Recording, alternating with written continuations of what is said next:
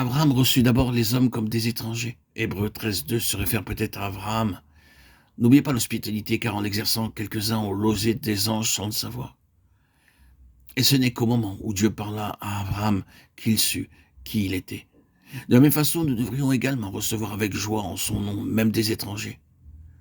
Par cette apparition, l'Éternel confirma également sa promesse de lui donner un fils. L'un d'entre eux dit, « Je reviendrai vers toi à cette même époque. Et voici, Sarah, ta femme, aura un fils. » Genèse 18.10. Mais quand Sarah l'entendit, elle rit en elle-même en disant, « Maintenant que je suis vieille, aurais-je encore des désirs ?» Mon Seigneur aussi est vieux. Genèse 18.12. Et l'Éternel répondit, « Pourquoi donc Sarah a-t-elle ri ?» Genèse 18.13. C'est ainsi que le diable essaya de mettre des doutes dans son cœur. Dieu savait d'ores et déjà que le doute viendrait dans les pensées de Sarah. Aussi apparut-il avec amour pour ôter son doute. De temps en temps, Dieu envoie ses messagers pour encourager et fortifier son peuple quand il est très découragé. Parfois, il emploie même des lettres ou des livres pour réconforter nos cœurs. Dans Genèse 18.16, nous lisons qu'Abraham marcha avec des hommes comme Enoch marcha avec Dieu, non pour recevoir quelques faveurs de leur part, mais pour avoir simplement la communion avec eux. Ensuite, les deux anges se rendent à Sodome, mais l'Éternel continua de parler personnellement à Abraham. Alors l'Éternel dit, « Cacherai-je à Abraham ce que je vais faire ?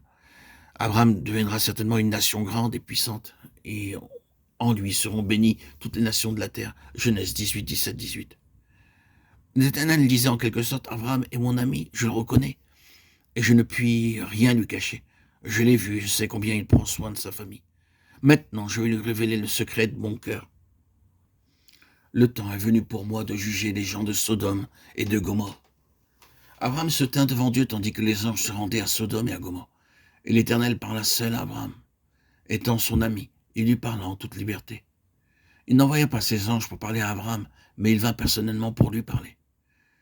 Certaines gens envoient leurs serviteurs quand ils veulent parler à telle ou telle personne et ils disent « Va chez un tel et donne-lui ce message. » Mais Dieu dit ici « Je veux parler moi-même à Abraham, j'ai quelque chose d'important à lui dire. » Quel privilège nous avons, quel honneur d'être les amis de Dieu. Imaginez un instant que Dieu lui-même vienne nous voir pour nous parler.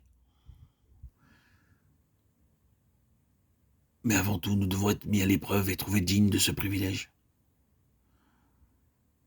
Dans Genèse 18, 19, l'Éternel dit « Je le connais et je sais qu'il commandera à ses fils et à sa maison après lui de garder la voie de l'Éternel. » Dieu avait observé Abraham et sa famille constamment. Il avait vu qu'il avait fidèlement donné le message de Dieu à toute sa famille.